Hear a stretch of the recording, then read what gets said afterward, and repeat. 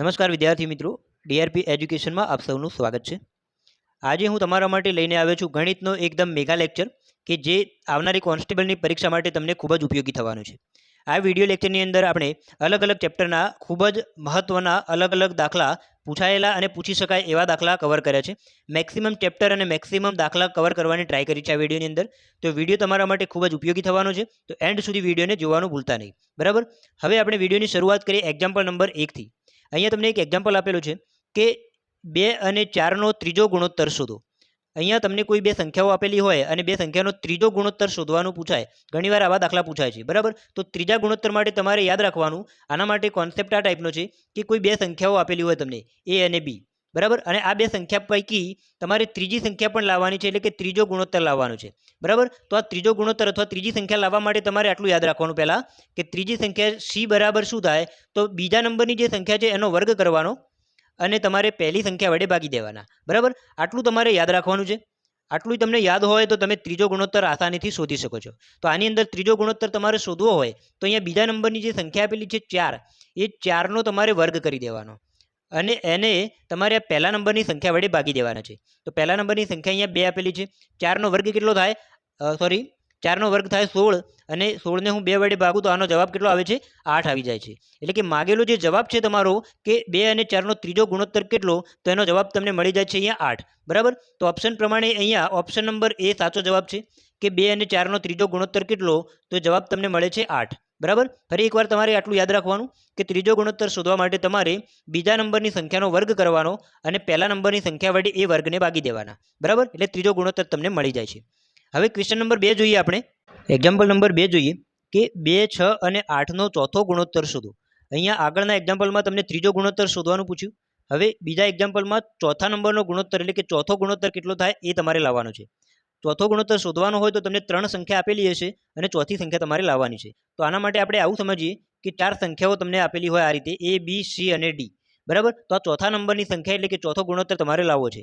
તો આના માટે શું કરવાનું, તો આ બીજી અને ત્રીજી સંખ્યાનો ગુણાકાર કરવાનો અને એને તમારે પહેલી સંખ્યા વડે ભાગી દેવાના. બરાબર, તો આની અંદર આ પ્રકારે સૂત્ર બને કે જો ચોથા નંબરની સંખ્યા D લાવી હોય તો બીજી અને ત્રીજી સંખ્યાનો ગુણાકાર કરી દેવાનો, એટલે કે B ગુણ્યા C અને એને પહેલી સંખ્યા A વડે ભાગી દેવાના. બરાબર, આની અંદર આપણને જે સંખ્યાઓ આપેલી છે એ જોઈએ. 2, 6 અને 8નો ચોથો ગુણોત્તર શોધો પૂછેલું છે. તો બીજી અને ત્રીજી સંખ્યા અહીંયા 6 અને 8 બને છે. તો આપેલા સૂત્ર પ્રમાણે આપણે ગણતરી કરીએ તો ચોથો ગુણોત્તર D કેટલો મળે, તો D બરાબર અહીંયા બને છે બીજી સંખ્યા અને ત્રીજી સંખ્યાનો ગુણાકાર, તો અહીંયા 6 ગુણ્યા 8 અને છેદમાં 2 વડે તમારે પહેલી સંખ્યા વડે ભાગી દેવાના. બરાબર, આટલું કરવાથી તમને જવાબ મળી જશે. અહીંયા 2 તરી 6 થાય અને 8 ગુણ્યા 3 એટલે કે અહીંયા 24 જવાબ મળે છે. તો તમારો જે માગેલો જવાબ છે કે ચોથા નંબરનો ગુણોત્તર કેટલો, તો ઓપ્શન પ્રમાણે જોવા જઈએ તો ઓપ્શન નંબર બી અહીંયા સાચો જવાબ છે કે ચોથો ગુણોત્તર એટલે કે 24 તમને મળે છે અહીંયા. બરાબર, તો ડીની વેલ્યુ તમે જોઈ શકો છો, ઓપ્શન નંબર બી પ્રમાણે 24 મળે છે. ચોથા ગુણોત્તર અને ત્રીજા ગુણોત્તરનો કોન્સેપ્ટ તમે સમજી ગયા. હવે આપણે ગુણોત્તર મધ્યક શોધવાનો છે, એના ઉપર આધારિત એક દાખલો જોઈએ. તો ત્રીજા નંબરનો એક્ઝામ્પલ જોઈએ. હવે આપણે એક્ઝામ્પલ નંબર 3 જોઈએ મિત્રો કે અહીંયા 2 અને 8નો ગુણોત્તર મધ્યક શોધો. હવે આ ગુણોત્તર મધ્યકનો કોન્સેપ્ટ આપણે શીખવાના છીએ. આગળ આપણે ત્રીજો ગુણોત્તર અને ચોથો ગુણોત્તર શીખ્યા. ગુણોત્તર મધ્યકમાં શું હોય, તો અહીંયા 3 સંખ્યાઓ હોય A, B અને C. જે પૈકીની આ વચ્ચેવાળી જે સંખ્યા છે એ ગુણોત્તર મધ્યક કહેવાય. બરાબર, તો અહીંયા ગુણોત્તર મધ્યકની વેલ્યુ તમારે લાવવી હોય તો આ બે જે સંખ્યાઓ આપેલી છે અહીંયા A અને C, તો અહીંયા રકમમાં 2 અને 8 છે. બરાબર, તો અહીંયા શું કરવાનું, ગુણોત્તર મધ્યક B ની વેલ્યુ તમારે લાવવી હોય તો B ની વેલ્યુ બરાબર શું થાય, તો વર્ગમૂળમાં પહેલી સંખ્યા અને છેલ્લી સંખ્યાનો ગુણાકાર કરી દેવાનો.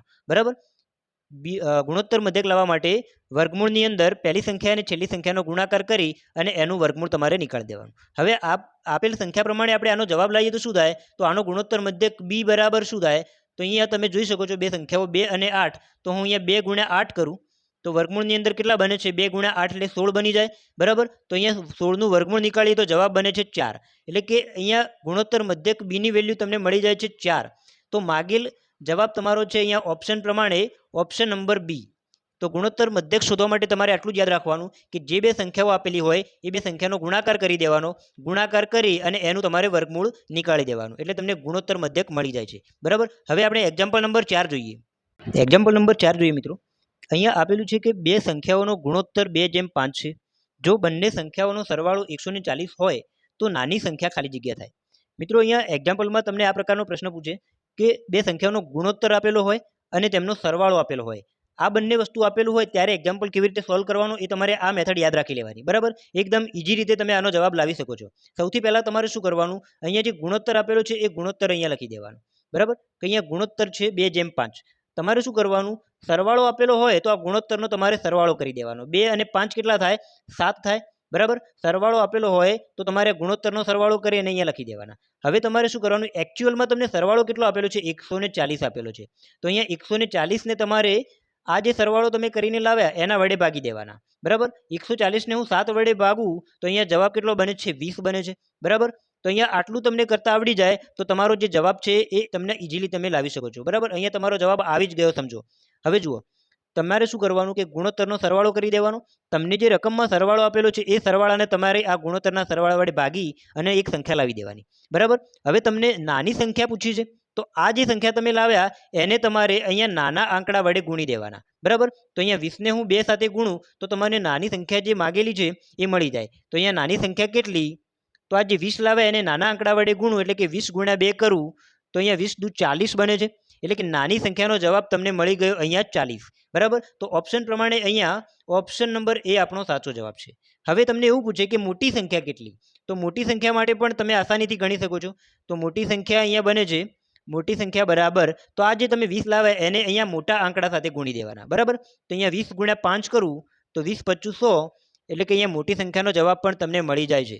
બરાબર, તો આ રીતે તમે નાની સંખ્યા અને મોટી સંખ્યા બંને સંખ્યાઓ શોધી શકો છો. બરાબર, પણ તમને જે આપેલું છે એ તમારે ખાસ યાદ રાખવાનું કે જો ગુણોત્તર આપેલો હોય બે સંખ્યાનો અને બે સંખ્યાનો સરવાળો આપેલો હોય તો જ તમારે આ મેથડ વાપરવાની. એના માટે શું કરવાનું, ગુણોત્તરનો સરવાળો કરી એક સંખ્યા લાવવાની. એકચ્યુઅલમાં જે સરવાળો આપેલો છે એને તમારે આ સરવાળા વડે ભાગી અને એક આંકડો લાવી દેવાનો. આ સંખ્યાને તમારે નાની સંખ્યા સાથે ગુણવા જાઓ તો નાની સંખ્યા મળી જાય અને આને તમે નાના આંકડા સાથે ગુણો, આ મોટા આંકડા સાથે ગુણો એટલે તમને મોટી સંખ્યા મળી જાય. બરાબર, હવે આપણે નેક્સ્ટ એક્ઝામ્પલ જોઈએ, એક્ઝામ્પલ નંબર 5. એક્ઝામ્પલ નંબર 5 જોઈએ મિત્રો કે બે સંખ્યાઓનો ગુણોત્તર 3:5 છે. જો બંને સંખ્યાઓનો તફાવત 140 હોય તો મોટી સંખ્યા શોધો.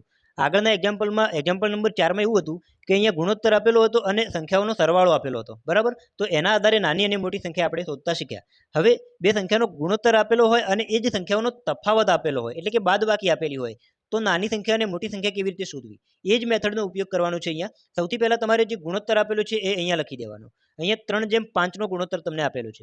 બરાબર, અને અહીંયા તમને તફાવત આપેલો છે. તફાવત આપેલો હોય તો તમારે શું કરવાનું, આ બે સંખ્યાનો તફાવત લાવી દેવાનો. બરાબર, આનો તફાવત કેટલો થાય? 5માંથી 3 બાદ કરું તો આનો તફાવત તમને મળે છે 2.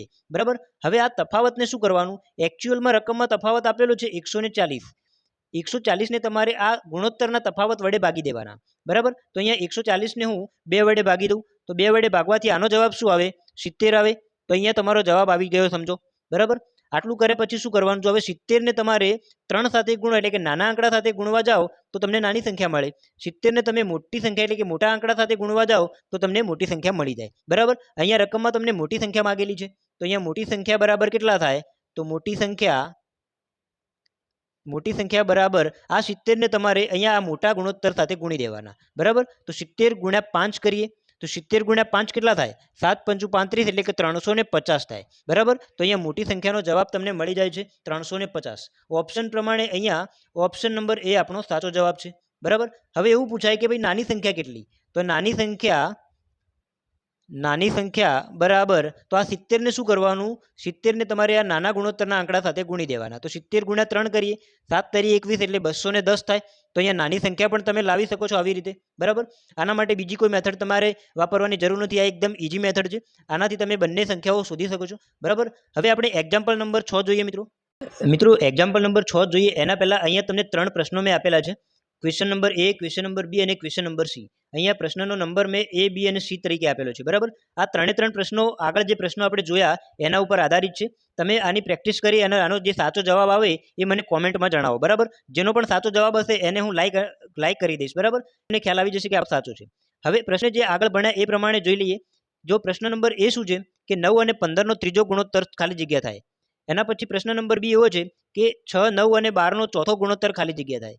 અને પ્રશ્ન નંબર C એવો છે કે 9 અને 16નો ગુણોત્તર મધ્યક ખાલી જગ્યા થાય. તો આગળ આપણે જે 3 સોરી 5 પ્રશ્નો ભણ્યા એ 5 પ્રશ્નો મુજબ જ આ 3 પ્રશ્નો મેં તમને પ્રેક્ટિસમાં આપેલા છે, બરાબર. આનો જવાબ તમે મને કોમેન્ટમાં જણાવો. હવે આપણે ક્વેશ્ચન નંબર 6 જોઈએ. એક્ઝામ્પલ નંબર 6 જોઈએ મિત્રો.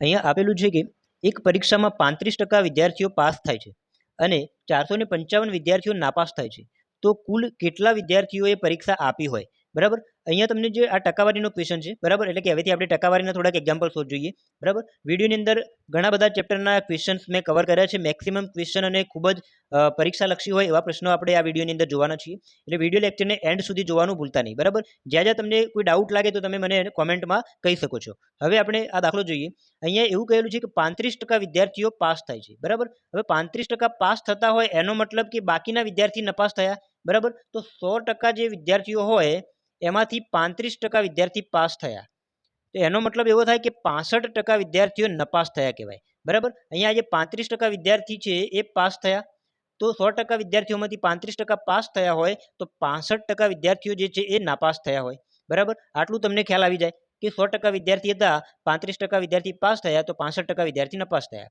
તો હવે આપણે નપાસ થયેલા વિદ્યાર્થીઓની સંખ્યા તમને આપેલી છે, કેટલી છે? 455. એનો મતલબ કે આવું થાય કે આ જે 65%ની જે કિંમત છે, 65% બરાબર કેટલા વિદ્યાર્થી? તો 455 વિદ્યાર્થી થાય, બરાબર. આપણે કુલ વિદ્યાર્થી લાવવાના છે કે કુલ કેટલા વિદ્યાર્થીઓએ પરીક્ષા આપી. તો 65% બરાબર 455 વિદ્યાર્થી હોય તો કુલ વિદ્યાર્થી એટલે કે 100% વિદ્યાર્થી અહીંયા આપણે માનેલા હતા કે કુલ વિદ્યાર્થી એટલે 100% વિદ્યાર્થી. તો જો 65% વિદ્યાર્થી બરાબર 455, તો 100% વિદ્યાર્થી બરાબર કેટલા વિદ્યાર્થી થાય? આના આધારે આપણે ગણતરી કરીએ તો કંઈક આ રીતે થાય: 100 × 455, 100 × 455 અને છેદમાં આવી જાય 65, બરાબર. આનો આપણે છેદ ઉડાડીએ તો અહીંયા 13 × 5 = 65 થાય. અહીંયા હું 5 વડે ભાગવા જાઉં તો અહીંયા 9 × 5 = 45 અને 1 આવી જાય એટલે 91 આવી જાય. 13 × 7 = 91 થાય. 7 ગુણ્યા અહીંયા 100 વધે છે એટલે કે 7 × 100 એટલે 700 જવાબ આવે છે, બરાબર. એટલે કે 100% વિદ્યાર્થીઓની સંખ્યા અહીંયા મળે છે 700. તો અહીંયા જે માગેલો જવાબ છે કે કુલ કેટલા વિદ્યાર્થીઓ પરીક્ષા આપી હોય, તો તમારો જવાબ છે અહીંયા 700. એટલે કે ઓપ્શન નંબર બી એ અહીંયા સાચો જવાબ બની જાય છે, બરાબર. પ્રશ્નને તમારે ધ્યાનથી સમજવાનો કે 35% પાસ થયા તો 65% નપાસ થયા. નાપાસ થયેલાની સંખ્યા આપેલી હતી, તો 65% 455 હોય તો 100% કેટલા હોય એની ગણતરી કરી અને તમારે જવાબ લાવી દેવાનો છે, બરાબર. હવે આપણે એક્ઝામ્પલ નંબર 7 જોઈએ. એક્ઝામ્પલ નંબર 7 જોઈએ મિત્રો. અહીંયા આપેલું છે કે એ અને બી વચ્ચેની એક ચૂંટણીમાં બીનો કુલ મતના 51% મત મેળવી વિજય થાય છે. જો એનો 500 મતથી પરાજય થાય તો કુલ મત કેટલા હોય? અહીંયા એ અને બી વચ્ચે ચૂંટણી થાય છે. કુલ વોટના 51% વોટ મેળવી અને બી જીતી જાય છે, બરાબર. અને એનો 500 વોટ ઓછા મળવાથી પરાજય થાય છે. એટલે એ જે છે એ 500 વોટ ઓછા મેળવે છે અને એની હાર થાય છે. તો અહીંયા ચૂંટણીમાં કેટલા વોટ, ટોટલ કેટલાનું વોટિંગ થયું હતું એ આપણે લાવવાનું છે, બરાબર. તો અહીંયા તમને જે આપેલું છે એ જોઈએ. અહીંયા હું લખી દઉં સૌથી પહેલાં કે આ એ છે અને આ બી છે. બીને કેટલા વોટ મળે છે? તો અહીંયા બીનો કુલ વોટના 51% વોટ મળે છે. તો અહીંયા બીને જે વોટ મળે છે એ અહીંયા હું લખી દઉં કે બીને 51% વોટ મળે છે. હવે જો બીને 51% વોટ મળ્યા હોય તો એને કેટલા વોટ મળ્યા કહેવાય? તો આપણે 100 માંથી 51 બાદ કરીએ તો 49 વોટ એને મળ્યા કહેવાય, બરાબર. સોરી, 51% આને મળ્યા અને 49% વોટ એને મળ્યા છે. હવે તમે જોઈ શકો છો કે આ બંને વચ્ચે વોટિંગનો ડિફરન્સ કેટલો છે. તો અહીંયા તમે ટકાવારીમાં ડિફરન્સ ખ્યાલ આવી જાય કે 51 - 49 એટલે કે 2% વોટિંગનો ડિફરન્સ છે બંને વચ્ચે. મતલબ કે એને 2% વોટ આના કરતાં ઓછા મળ્યા, એટલા માટે એનો ચૂંટણીમાં પરાજય થયો. તો અહીંયા તમે જોઈ શકો છો કે એનો 500 મતથી પરાજય થાય છે. તો આંકડો તમને આપેલો છે 500 અને ટકાવારીમાં તમને વોટનો ઘટાડો આપેલો છે 2%. તો આપણે આવું કહી શકીએ કે આ 2% વોટ એ 500 વોટના બરાબર કહેવાય, બરાબર. કારણ કે 2% વોટ ઓછા મળે છે અને આંકડામાં તમને આપેલું છે કે 500 વોટ ઓછા મળે છે, અથવા તો 500 વોટથી એ પરાજય થાય છે એનો. તો અહીંયા તમે આવું કરી શકો કે 2% વોટ બરાબર 500 કહી શકાય. તો આપણે આવું લખીએ કે 2% વોટ બરાબર 500 વોટ હોય તો 100% વોટ એટલે કે કુલ વોટિંગ કેટલું કહેવાય? તો આપણે કુલ વોટિંગ લાવવું હોય તો 100%ની વેલ્યુ લાવવી પડે, બરાબર. તો 2% બરાબર 500 હોય તો 100% બરાબર કેટલા? તો અહીંયા હું વેલ્યુ લાવું 100 × 500 અને એને આપણે 2 વડે ભાગી દઈએ. આનું સાદુરૂપ આપીએ તો અહીંયા કેટલા આવી જાય? 250 આવી જાય. 250ને હું 100 વડે ગુણું તો આનો જવાબ બને છે 25,000. એટલે કે ચૂંટણીની અંદર કુલ વોટિંગ 25,000નું થયેલું હતું, બરાબર. તો ઓપ્શન પ્રમાણે જોવા જઈએ તો ઓપ્શન નંબર બી એ અહીંયા આપણો સાચો જવાબ છે કે કુલ વોટિંગ અથવા તો કુલ મત કેટલા, તો 25,000. બરાબર. એકવાર ફરી સમજી લઈએ કે એ અને બીના વોટિંગ કેટલા છે. તો બીને 51% વોટ મળે છે, તો બાકીના વોટ એને મળ્યા કહેવાય. એટલે કે એને 100માંથી 51% બાદ કરીએ તો 49 વોટ મળ્યા. હવે આ બંને વચ્ચે વોટિંગનો તફાવત કેટલો છે, 2%નો તફાવત છે. અહીંયા એને 2% વોટ ઓછા મળે છે. તો અહીંયા તમને આપેલું છે રકમમાં કે 500 વોટ ઓછા મળે છે અને એ હારી જાય છે. તો 2% વોટ એ 500 વોટના બરાબર કહેવાય. તો 2%ની વેલ્યુ 500 હોય તો કુલ વોટ એટલે કે 100%ની વેલ્યુ કેટલી હોય એ આની ગણતરી કરીને આપણે આવી પ્રકારનો દાખલો જે આવે એ ગણી શકીએ. બરાબર. હવે એક્ઝામ્પલ નંબર 8 જોઈએ આપણે. મિત્રો એક્ઝામ્પલ નંબર 8 જોઈએ. અહીંયા આપણે ટકાવારીના ખૂબ જ અગત્યના દાખલા સોલ્વ કરીએ છીએ. બરાબર. આના પછી અલગ અલગ ચેપ્ટરના બાકીના એક્ઝામ્પલ પણ સોલ્વ કરવાના છીએ. વિડીયો ગમે હોય તો વિડીયોને લાઇક પણ કરતા રહેજો, જેથી મને પણ આગળના વિડીયો બનાવવામાં થોડું મોટિવેશન વધારે મળે. બરાબર. હવે એક્ઝામ્પલ જોઈએ અહીંયા કે જો કોઈ સંખ્યાના 20% એ 120 થાય તો તેના 120% કેટલા થાય. મિત્રો આ એક્ઝામ્પલ એકદમ સિમ્પલ એક્ઝામ્પલ છે. સૌથી પહેલાં શું કરવાનું કે કોઈ સંખ્યા કીધું છે તો આપણે એ સંખ્યા ધારી દઈએ કે સંખ્યા એક્સ છે અને એક્સના 20% 120 થાય છે. એક્સના 20% એટલે એક્સ ગુણ્યા 20 અને છેદમાં 100 લખાય. બરાબર. એની વેલ્યુ કેટલી આપેલી છે, 120 આપેલી છે. તો એક્સના 20% એટલે એક્સ ગુણ્યા 20 ભાગ્યા 100 લખાય. એની વેલ્યુ 120 છે. આનું સાદું રૂપ આપીએ તો 20 × 100 થાય. અહીંયા જે 5 આવે છે એ હું 120ના ગુણાકારમાં લઈ જાઉં. તો એક્સની વેલ્યુ કેટલી બને અહીંયા, એક્સ બરાબર 5 અહીંયા ગુણાકારમાં જાય તો 120 ગુણ્યા 5 એટલે કે 12 × 5 = 60. તો અહીંયા 600 જવાબ મળે છે. બરાબર. તો અહીંયા જે તમને સંખ્યા કહી છે એ સંખ્યાની વેલ્યુ તમને મળે છે 600. હવે આગળ શું પૂછેલું છે કે જો સંખ્યાના 20% 120 હોય તો તે સંખ્યાના 120% કેટલા થાય. હવે આપણે સંખ્યા મળી ગઈ તો 600ના 120% કેટલા થાય એ લાવી દઈએ. 600ના 120% એટલે 600 ગુણ્યા 120 અને છેદમાં લખાય 100. હવે આ 0 0 ઉડાડી દઈએ તો 120 ગુણ્યા 6 એટલે કે 12 × 72 અને 1 0 લગાડી દઈએ તો માગેલો જે જવાબ છે તમને મળી જાય છે કે સંખ્યાના 20% 120 હોય તો સંખ્યાના 120% 720 થાય. બરાબર. તો ઓપ્શન પ્રમાણે ઓપ્શન નંબર ડી આપણો સાચો જવાબ બની જાય છે. વિડીયોને લાઇક કરતા રહેજો. હવે આપણે એક્ઝામ્પલ નંબર 9 જોઈએ મિત્રો. એક્ઝામ્પલ નંબર 9 જોઈએ મિત્રો. અહીંયા આપેલું છે કે કોઈ એક સંખ્યાના 35% એ તેના 15% કરતાં 12 વધુ હોય તો તે સંખ્યા શોધો. મિત્રો અહીંયા કોઈ સંખ્યા આપણે ધારી લઈએ કે એ સંખ્યા એક્સ છે અને એક્સના 35% તમને કહેલું છે. તો અહીંયા હું લખું એક્સના 35% અને એના પછી એવું કીધેલું છે કે એક્સના 35% એ તેના 15% કરતાં. તો આપણે અહીંયા સાઈડમાં બીજું લખીએ કે એક્સના 15%. બે વસ્તુ તમને આપેલી છે કે એક્સના 35% એ એક્સના 15% કરતાં આ વેલ્યુ જે છે એ 12 જેટલી વધારે છે. બરાબર. મતલબ કે આ બંને વેલ્યુ જે લાવીશું આપણે એ બંનેનો તફાવત જે છે એ 12 જેટલો થાય. બરાબર. તો આપણે આવું લખી શકીએ કે એક્સના 35% માઇનસ એક્સના 15% બરાબર 12 થાય. કારણ કે એક્સના 35% એ એક્સના 15% કરતાં 12 જેટલા આ વધારે હતા. તો આ વધારે હોય તો આ બંનેનો તફાવત લઈએ તો બાદબાકી તમને કેટલી મળે, 12 જેટલી મળે. ટૂંકમાં આ રીતે તમને કન્ડિશન આપેલી છે. બરાબર. હવે શું કરવાનું, એક્સના 35% અને એક્સના 15% બંનેમાં એક્સના કોમન આવે છે. તો હું એક્સના કોમન કાઢી દઉં, એક્સ અહીંયા લખી દઉં. તો એક્સના કૌંસની અંદર શું વધે, 35% વધે અહીંયા અને માઇનસ અહીંયા 15% વધે. બરાબર. બંનેમાં એક્સ કોમન આવતો હતો એટલે મેં એક્સ કોમન કાઢી દીધો અને અહીંયા લખી દીધું 35% માઇનસ 15% બરાબર અહીંયા તમને મળે છે 12. હવે આનું આપણે સાદું રૂપ આપીએ તો એક્સના 35 માઇનસ 15 એટલે કેટલા થાય, 20% થાય. બરાબર. તો એક્સના 20% તમને આપેલા છે 12. તો આ રીતે તમારો જવાબ અહીંયા મળી જશે. બરાબર. કે એક્સના 20% બરાબર 12 થાય તો તમે આનો જવાબ કેવી રીતે લાવો, તો અહીંયા આવી રીતે લખાય એક્સ ગુણ્યા 20/100. 20% એટલે કે 20/100 અને એની વેલ્યુ તમને આપેલી છે 12. આનું સાદું રૂપ આપીએ તો 20 પંચું કેટલા થાય, 100 થાય. એક્સની વેલ્યુ અહીંયા કરતા બનાવીને આપણે લાવી શકીએ. 5ની વેલ્યુ 12ના ગુણાકારમાં જાય તો 12 પંચું કેટલા થાય, 60 થાય. બરાબર. તો અહીંયા તમારો જે જવાબ મળે છે કે માગેલી સંખ્યા કઈ, તો માગેલી સંખ્યા બને છે અહીંયા 60. બરાબર. તો ઓપ્શન પ્રમાણે ઓપ્શન નંબર સી અહીંયા સાચો જવાબ બની જાય છે. એકવાર સમજી લઈએ કે કોઈ સંખ્યાના 35% એ સંખ્યાના 15% કરતાં 12 વધારે છે. આવી રીતે બે સંખ્યાઓના અમુક ટકા એ આટલા વધારે છે એવું દાખલો પૂછાય એટલે ડાયરેક્ટલી તમારે શું કરવાનું, આ ટકાવારીનો તફાવત નીકાળવાનો અને એ જેટલો પણ તફાવત આવે એ ધારેલી સંખ્યાના એટલા ટકા તમારે લાવી અને આની કિંમત જે તફાવત આપેલો હોય એ બરાબર લખી દેવાના. બરાબર. અહીંયા એક્સના 35% માઇનસ એક્સના 15% તો આ બંનેનો તફાવત કેટલો મળે છે, 12 મળે. એક્સના કોમન કાઢી દઈએ તો 35 માઇનસ 15 20% થાય. તો એક્સના 20% 12 થાય એવું ડાયરેક્ટલી પણ તમે લખી શકો કે 35 માઇનસ 15 તો 20% થાય. તો એક્સના 20% એ આ સંખ્યા બરાબર થાય. ડાયરેક્ટલી એનો જવાબ તમે ગણતરી કરીને લાવી શકો. હવે એક્ઝામ્પલ નંબર 10 જોઈએ આપણે. એક્ઝામ્પલ નંબર 10 જોઈએ આપણે કે એક પરીક્ષામાં પાસ થવા 30% ગુણની આવશ્યકતા છે.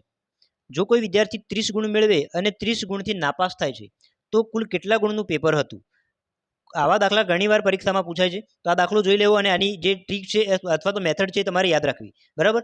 સૌથી પહેલાં શું કરેલું છે જોઈએ કે કોઈ વિદ્યાર્થી 30 ગુણ મેળવે છે અને 30 ગુણથી નાપાસ થાય છે અને 30% ગુણની આપણે જરૂર છે. તો અહીંયા વિદ્યાર્થીને પાસ થવા માટે જરૂરી માર્ક્સ કેટલા હતા એ આપણે લાવી દેવા પડે. તો પાસ થવા જરૂરી ગુણ, સૌથી પહેલાં આપણે આ વેલ્યુ લાવી દેવાની કે પાસ થવા માટે જરૂરી ગુણ કેટલા હતા. તો 30 ગુણ તો એને આવ્યા, 30 ગુણ બીજા ઓછા મળ્યા, બરાબર. એટલે કે જો 30 ગુણ એને બીજા વધારે મળ્યા હોત તો આ વિદ્યાર્થી પાસ થઈ જાય, બરાબર. તો વિદ્યાર્થીને 30 ગુણ મળ્યા અને 30 ગુણ બીજા ઓછા મળ્યા, બરાબર. જો 30 ગુણ બીજા વધારે મળ્યા હોત, ટોટલ 30 + 30 એટલે કે 60 ગુણ જો એને મળ્યા હોત તો આ વિદ્યાર્થી પાસ થઈ જાય, બરાબર. તો વિદ્યાર્થીને પાસ થવા માટે જરૂરી ગુણ કેટલા હતા, તો 30 ગુણ તો એને આવ્યા અને 30 ગુણથી નપાસ થયો, તો 30 + 30 એટલે કે 60 ગુણની એને જરૂર હતી, બરાબર. પણ એને ફક્ત 30 માર્ક્સ આવ્યા અને 30 માર્ક્સ ઓછા આવ્યા, તો એ વિદ્યાર્થી નપાસ થયો. તો આપણે આ રીતે કરી શકીએ કે પાસ થવા માટે જરૂરી ગુણ કેટલા, તો 60 ગુણ અહીંયા તમને મળી જાય છે, બરાબર. ટકાવારીમાં એ ગુણ કેટલા આપેલા છે, તો એક પરીક્ષામાં પાસ થવા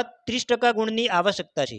તો અહીંયા આંકડો કેટલો આપેલો છે, 60 ગુણ, અને ટકાવારીમાં એ ગુણનો આંકડો આપેલો છે 30%. તો આપણે આવું સમજી શકીએ કે 30% ગુણ એ 60 ગુણના બરાબર કહેવાય, બરાબર.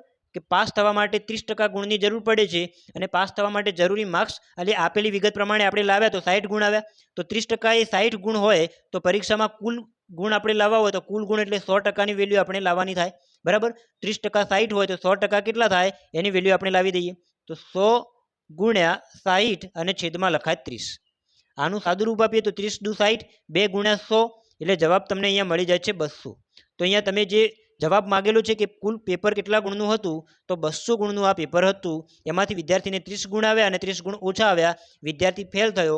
તો એના માટે જે ગુણનો ટોટલ ગુણનું પેપરનો જવાબ મળે છે અહીંયા 200. તો ઓપ્શન નંબર એ આપણો સાચો જવાબ છે, બરાબર. જ્યારે પણ આવો દાખલો પૂછાય ત્યારે મેળવેલા ગુણ અને જરૂરી ગુણ, મેળવેલા ગુણ અને નપાસ થયેલા ગુણ, આ બંને ગુણનો સરવાળો કરી દેવાનો અને એ જે ગુણ છે એ પરીક્ષામાં પાસ થવા માટે જરૂરી ગુણ તમને મળી જાય, બરાબર. હવે આગળ ટકાવારીમાં જે વેલ્યુ આપેલી હોય આ બંને વેલ્યુ સરખાઈ દેવાની કે 30% ગુણ 60 ગુણ હોય તો 100% એટલે કે કુલ ગુણ લાવવા હોય તો 100%ની વેલ્યુ તમારે શોધી દેવાની, બરાબર. એક્ઝામ્પલ નંબર 11 જોઈએ આપણે. એક્ઝામ્પલ નંબર 11 જોઈએ મિત્રો. અહીંયા તમને આપેલું છે કે 25 સેમી એ 1 મીટરના કેટલા ટકા થાય. અહીંયા આ એકમ સેમીમાં આપેલું છે અને આ એકમ મીટરમાં આપેલો છે. બે અલગ અલગ એકમ આપેલા છે એટલે આપણે ડાયરેક્ટલી ટકાવારી આની ના લાવી શકીએ. તો શું કરવાનું, આ 1 મીટરને આપણે સેમીમાં લખી દઈએ, બરાબર. તો અહીંયા આવી રીતે આપેલું છે કે આ 25 સેમી આપેલા છે અને આ 1 મીટર એટલે કે આ 100 સેમી આપેલા છે, બરાબર. તો આ રીતે તમને બે સંખ્યાઓ આપેલી છે કે 25 સેમી અને 1 મીટર એટલે કે 100 સેમી. બંનેના એકમ સરખા કરી દીધા એટલે આપણને ગણતરી કરવામાં સરળ થાય. હવે 25 સેમી એ 100 સેમીના કેટલા ટકા કહેવાય. આના માટે શું કરવાનું, તો આ જે નાની સંખ્યા છે એ અહીંયા ઉપર લખવાની અને આ મોટી સંખ્યા છે એ છેદમાં લખવાની, બરાબર. અને આને ટકાવારીમાં જવાબ લાવવા માટે આપણે 100 વડે ગુણી દેવાના, બરાબર. તો આનું સાદું રૂપ આપીએ તો 100 ઉડી જાય છે, ડાયરેક્ટલી જવાબ તમને મળે છે 25%, બરાબર. તો અહીંયા જે 25 સેમી છે એ 1 મીટરના કેટલા ટકા કહેવાય, તો 25% કહેવાય, બરાબર. તો તમારો જવાબ અહીંયા ઓપ્શન પ્રમાણે ઓપ્શન નંબર સી સાચો જવાબ બની જાય છે.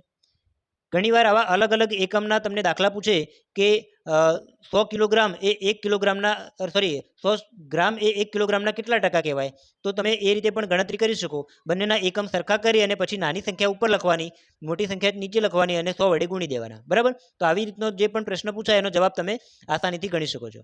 હવે એક્ઝામ્પલ નંબર 12 જોઈએ આપણે. એક્ઝામ્પલ નંબર 12 જોઈએ કે વેપારી પોતાના માલ પર 20% અને 10% એમ બે ક્રમિક વળતર આપે છે, તો પરિણામી વળતર કેટલું થાય. મિત્રો આ એક્ઝામ્પલ ઘણી વાર અલગ અલગ પરીક્ષામાં પૂછાયેલો છે, બરાબર. એકદમ સિમ્પલ એક્ઝામ્પલ છે. જ્યારે પણ ક્રમિક વળતરનો દાખલો પૂછાય ત્યારે તમારે આ સૂત્ર યાદ રાખી લેવાનું કે પરિણામી વળતરની ટકાવારી કેટલી. તો ટકાવારી બરાબર અહીંયા તમારે યાદ રાખવાનું a + b minus a × b અને છેદમાં લખી દેવાના 100. આ સૂત્ર તમારે યાદ રાખવાનું એટલે તમે આ પ્રકારનો દાખલો ગમે ત્યારે પૂછાય તો એનો જવાબ તમે એકદમ થોડીક જ સેકન્ડમાં લાવી દો, બરાબર.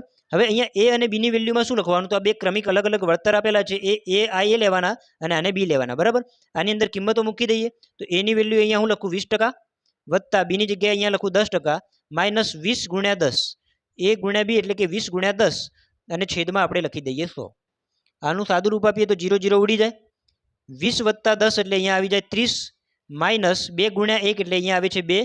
30માંથી હું 2 બાદ કરું તો આનો જવાબ આવે છે 28%. એટલે કે જો અલગ અલગ વળતર 20% અને 10% આપવામાં આવે તો પરિણામી વળતર તમને અહીંયા મળે છે 28%. બરાબર. તો સાચો જવાબ અહીંયા ઓપ્શન પ્રમાણે ઓપ્શન નંબર બી આપણો સાચો જવાબ બની જાય છે. બરાબર. આ દાખલો ઘણીવાર અલગ અલગ પરીક્ષામાં પૂછાયેલો છે, એટલે તમારા માટે ઇમ્પોર્ટન્ટ દાખલો છે, તૈયાર કરી લેવો ખાસ.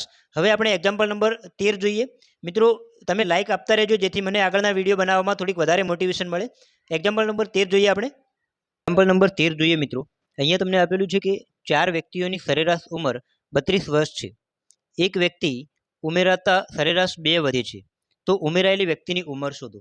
હવે મિત્રો અહીંયા તમને એક વ્યક્તિ ઉમેરતા સરેરાશમાં વધારો અથવા ઘટાડો થાય એવા પ્રકારનો દાખલો આપેલો છે. બરાબર. તો આના માટે સૌથી પહેલાં શું કરવાનું, પહેલી કન્ડિશન તમને આપેલી છે એ પ્રમાણે અહીંયા 4 વ્યક્તિઓની ઉંમર તમને આપેલી છે 32 વર્ષ. બરાબર.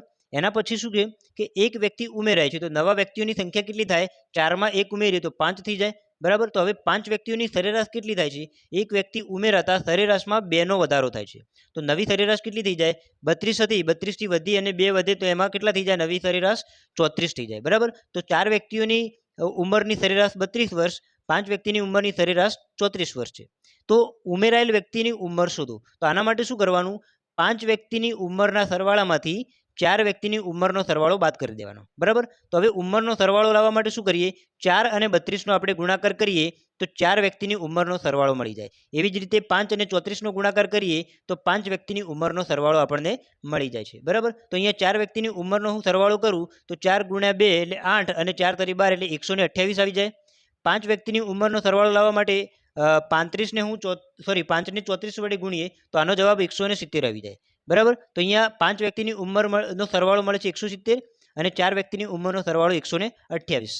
હવે શું કરીએ કે ઉમેરાયેલ વ્યક્તિની ઉંમર માટે આપણે શું કરવાનું, 5 વ્યક્તિના સરવાળામાંથી 4 વ્યક્તિની ઉંમરનો સરવાળો બાદ કરી દેવાનો, એટલે કે 170માંથી 128 બાદ કરી દેવાના.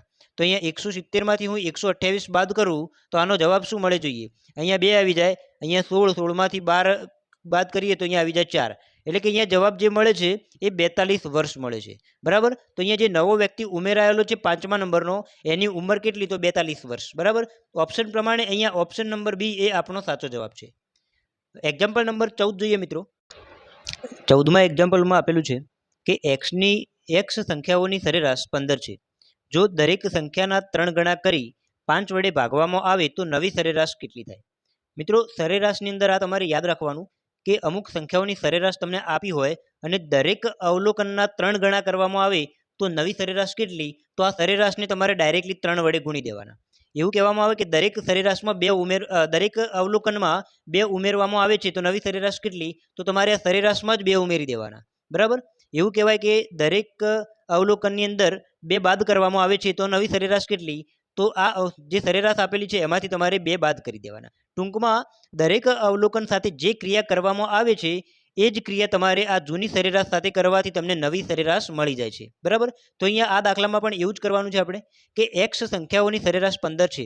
દરેક સંખ્યાના 3 ગણા કરીને 5 વડે ભાગવામાં આવે તો નવી સરેરાશ કેટલી, તો અહીંયા આપણે નવી સરેરાશ લખવી હોય તો નવી સરેરાશ બરાબર જે જૂની સરેરાશ આપેલી છે એની જ સાથે આ પ્રક્રિયા કરવાની. બરાબર.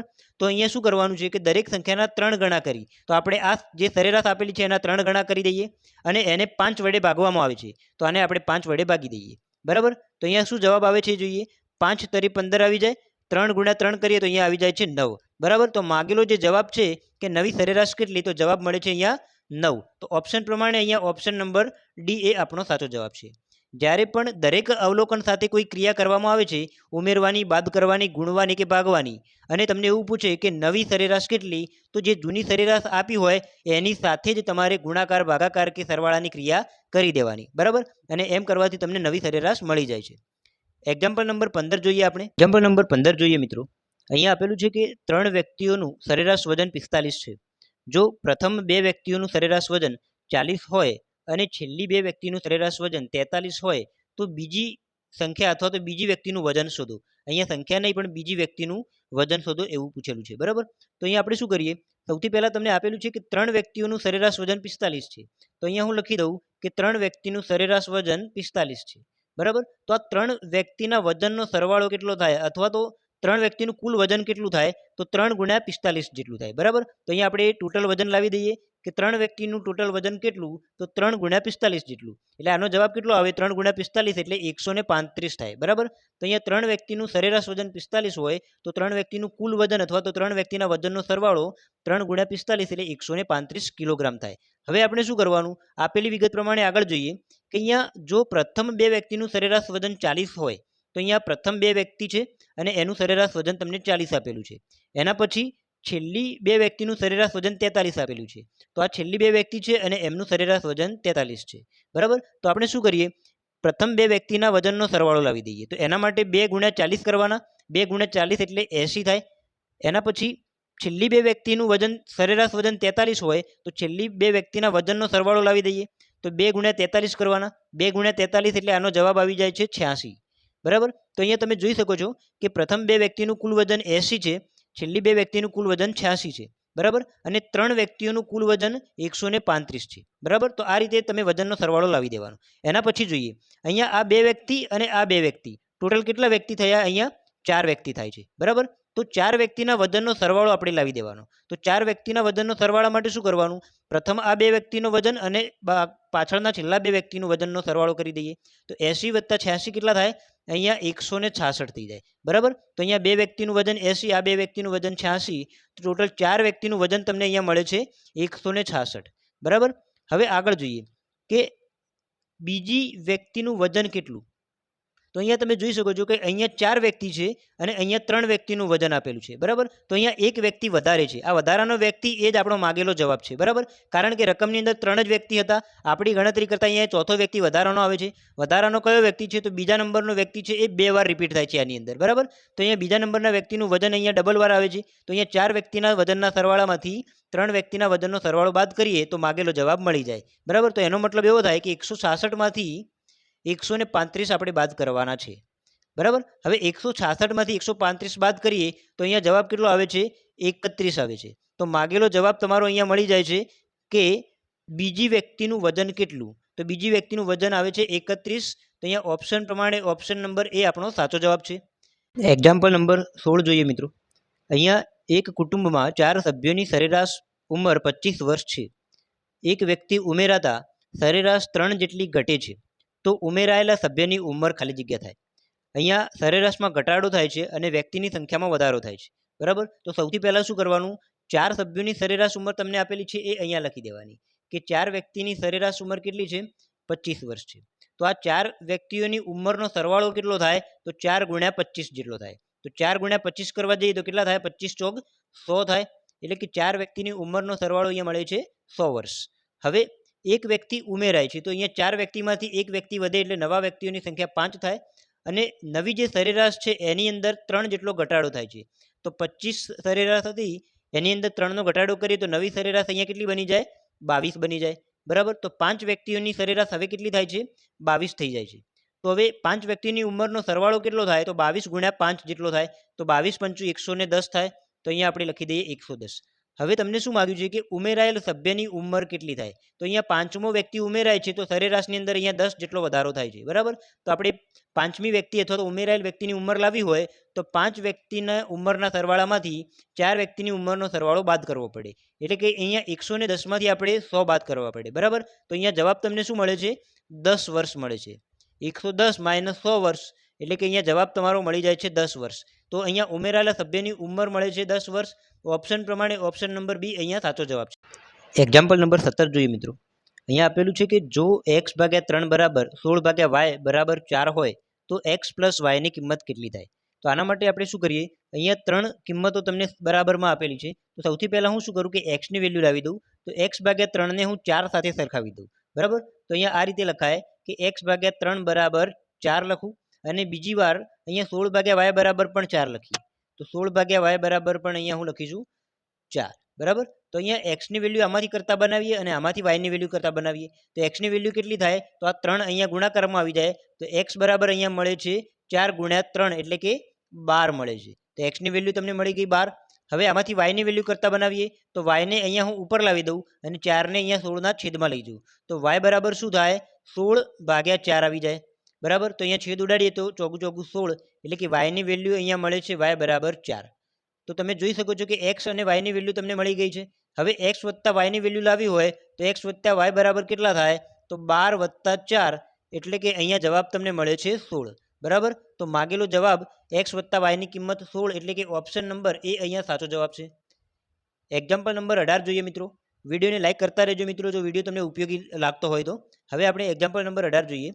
એક્ઝામ્પલ નંબર 18 તમારી સામે છે મિત્રો. આ પ્રશ્ન GSSB અથવા તો PSI 2017ની પરીક્ષામાં પૂછાયેલો છે. હવે પ્રશ્ન એકદમ ઇઝી છે. અહીંયા આપેલું છે કે 2/x - 1/x બરાબર 5 હોય તો x બરાબર ખાલી જગ્યા થાય. તો અહીંયા તમે રકમ જોઈને સમજી શકો છો કે અહીંયા 1/x, અહીંયા 2/x - 1/x એટલે કે છેદમાં બંનેમાં x આવે છે. તો આપણે શું કરીએ, આમાંથી x ને કોમન કાઢી દઈએ. તો 1/x બંનેમાંથી કોમન આવે. બરાબર, તો અંદર શું વધે છે? તો પહેલી સંખ્યામાં અહીંયાથી 1/x જાય તો 2 કોમન વધે, માઇનસ અહીંયા 1/x કોમન લઈ લઈએ તો અહીંયા 1 જ વધે છે. બરાબર, અને એની વેલ્યુ તમને આપેલી છે 5. હવે આમાંથી આપણે 2 - 1 કરીએ તો જવાબ આવે 1 એટલે કે 1/x ની વેલ્યુ તમને અહીંયા મળે છે 5.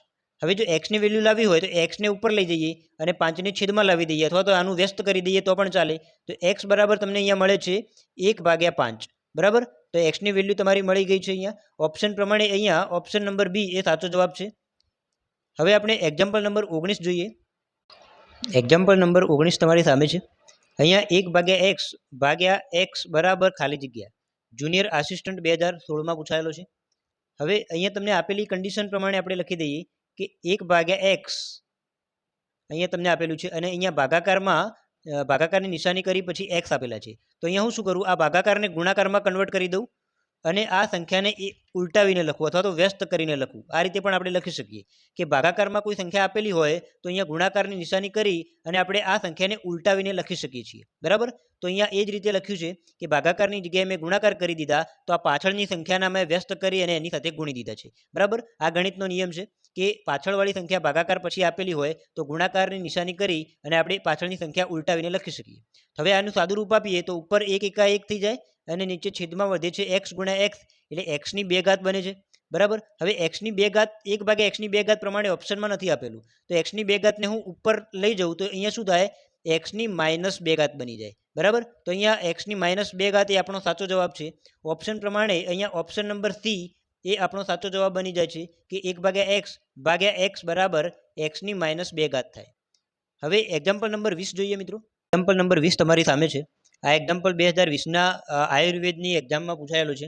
હવે પ્રશ્ન શું છે એ જોઈએ કે એક વસ્તુ ₹400માં વેચતા વેચાણ કિંમતના 10મા ભાગનો નફો મળતો હોય તો તેની પડતર કિંમત રૂપિયા ખાલી જગ્યા હશે.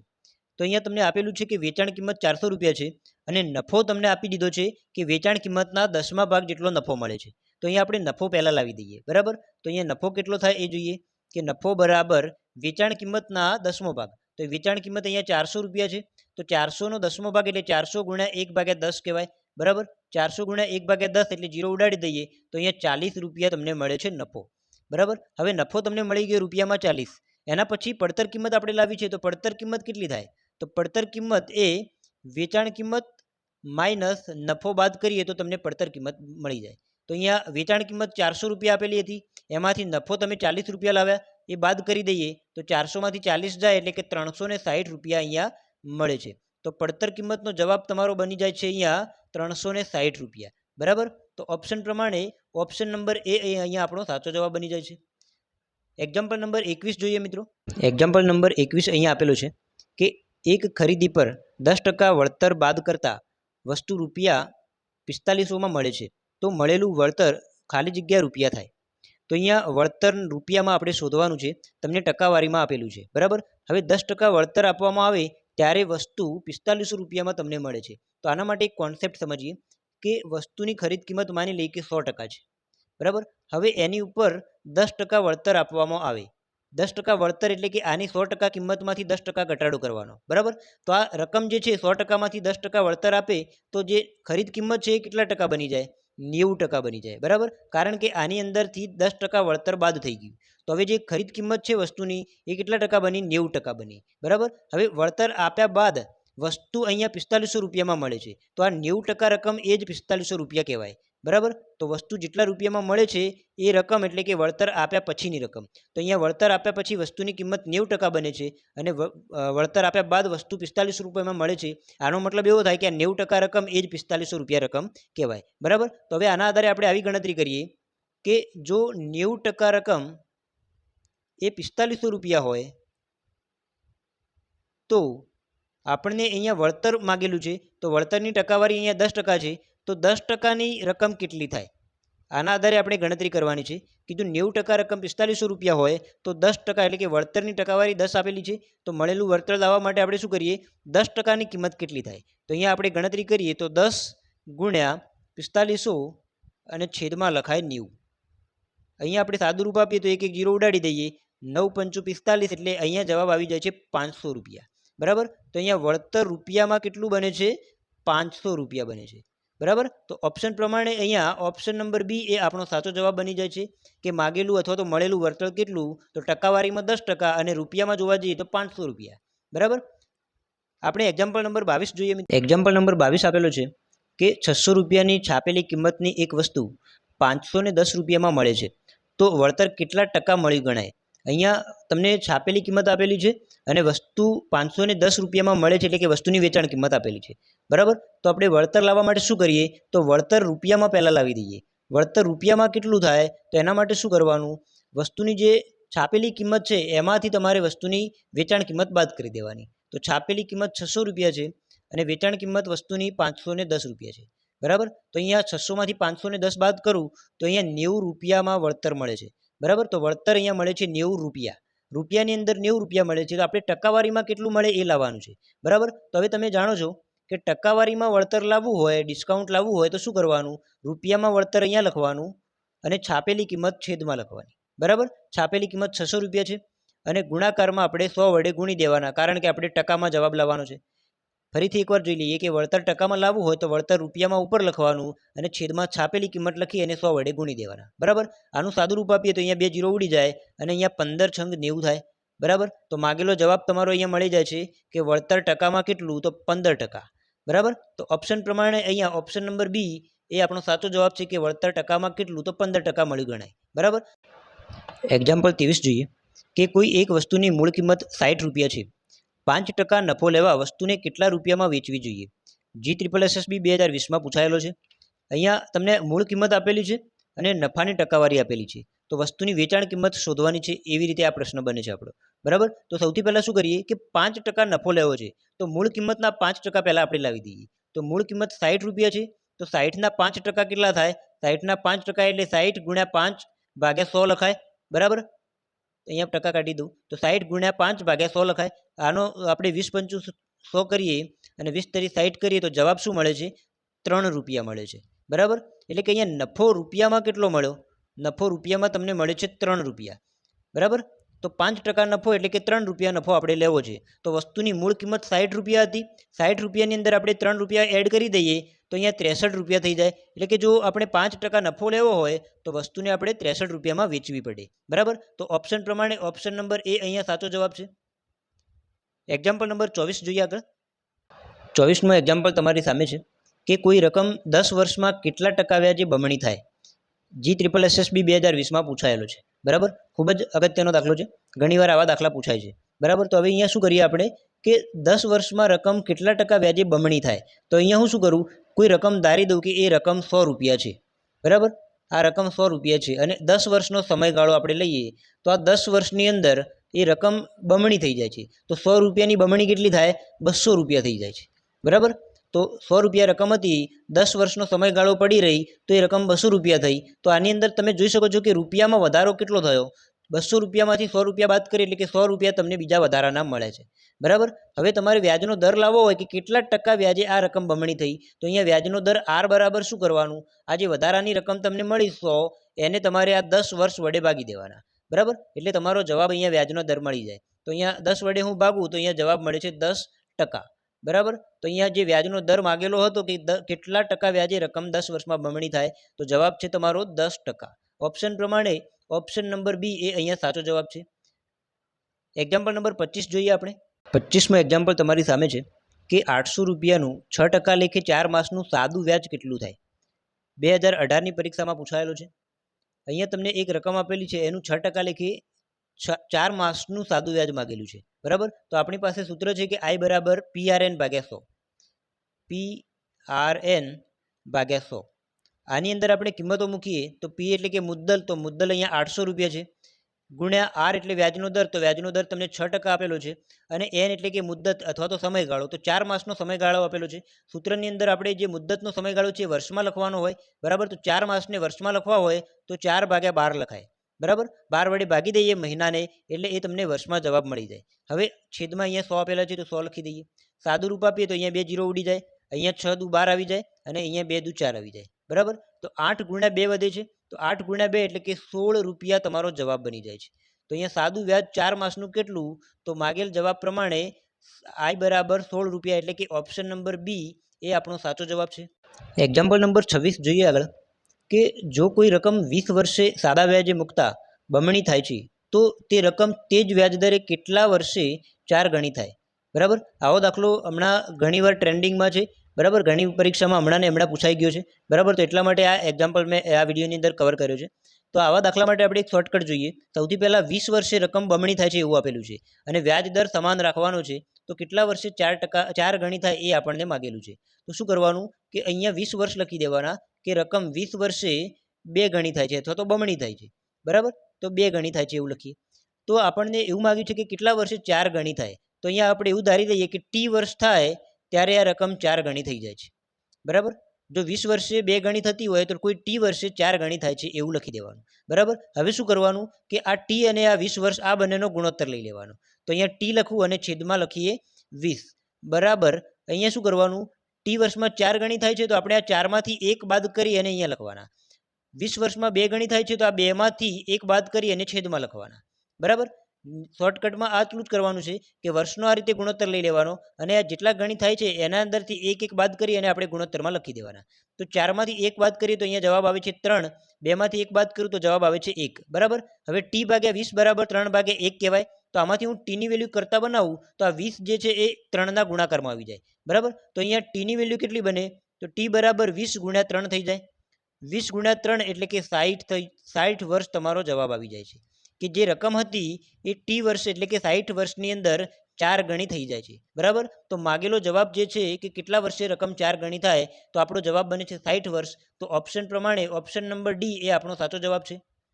27માં એક્ઝામ્પલ જોઈએ આગળ, કે વર્તુળના પરિઘ પર 12 બિંદુઓ આપેલા છે, તો આ બિંદુઓ જેના અંત્ય બિંદુ હોય તેવી કેટલી જીવાઓ બને. આ એક્ઝામ્પલ રેવન્યુ તલાટી 2016માં પૂછાયેલો છે. તાજેતરમાં રેવન્યુ તલાટીની ભરતી આવેલી છે, તો એની અંદર પણ આપણે PYQ સોલ્વ થઈ જાય એના માટે આ એક્ઝામ્પલ મેં આ વિડીયોની અંદર કવર કર્યો છે. બરાબર, હવે આપેલું છે કે વર્તુળના પરિઘ પર 12 બિંદુઓ છે, તો બિંદુઓ જેના અંત્યબિંદુ હોય તેવી કેટલી જીવાઓ બને. તો આના માટે તમારે શું કરવાનું કે જીવાઓની સંખ્યા માટે અહીંયા એક સૂત્ર છે કે n ફેક્ટોરિયલ ભાગ્યા 2 ફેક્ટોરિયલ કૌંસમાં n - 2 ફેક્ટોરિયલ. આ સૂત્રમાં કિંમતો મૂકી એટલે તમને જીવાઓની સંખ્યા મળી જાય છે. બરાબર, અહીંયા n એટલે કે જેટલા પણ બિંદુઓ આપેલા છે એની સંખ્યા. તો અહીંયા શું કરીએ આપણે, n ફેક્ટોરિયલ આપેલા છે, તો અહીંયા 12 બિંદુ આપેલા છે, તો હું લખું કે 12 ફેક્ટોરિયલ અને છેદમાં આ 2 ફેક્ટોરિયલ ગુણ્યા n - 2 એટલે કે 12 - 2 એટલે કે 10 ફેક્ટોરિયલ આવે જવાબ. હવે આનું સાદું રૂપ આપીએ તો 12 ફેક્ટોરિયલને આવી રીતે લખાય 12 ગુણ્યા 11 ગુણ્યા 10 ફેક્ટોરિયલ, અને છેદમાં 2 ફેક્ટોરિયલને 2 ગુણ્યા 1 લખાય, અને 10 ફેક્ટોરિયલને આપણે એમના એમ લખીએ. અહીંયા 10 ફેક્ટોરિયલને ઉડાડી દઈએ તો 12 ગુણ્યા 11 ભાગ્યા 2 વધે, 2 વડે છેદ ઉડાડું તો અહીંયા આવી જાય 6.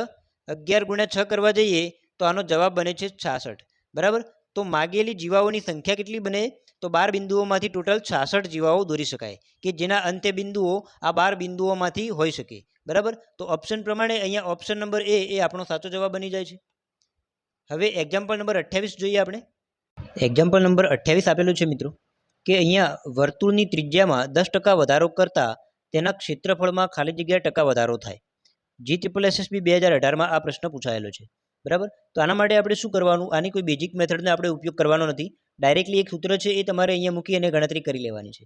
બરાબર, કે ત્રિજ્યામાં વર્તુળ આપેલું હોય અને એની ત્રિજ્યામાં વધારો કરવાનું પૂછે તો તમારે આ સૂત્ર વાપરવાનું કે 2 ગુણ્યા x પ્લસ x ની 2 ઘાત ભાગ્યા 100. આ સૂત્ર મૂકી અને તમારે કિંમતો મૂકી અને જવાબ લાવી દેવાનો, બરાબર. આટલું કરવાથી તમારો જવાબ આનો મળી જાય છે.